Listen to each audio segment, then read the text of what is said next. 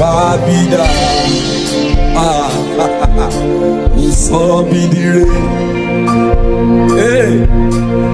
Babida, Abiyamo de Oro, Babida, Baba mi tó Sabidire,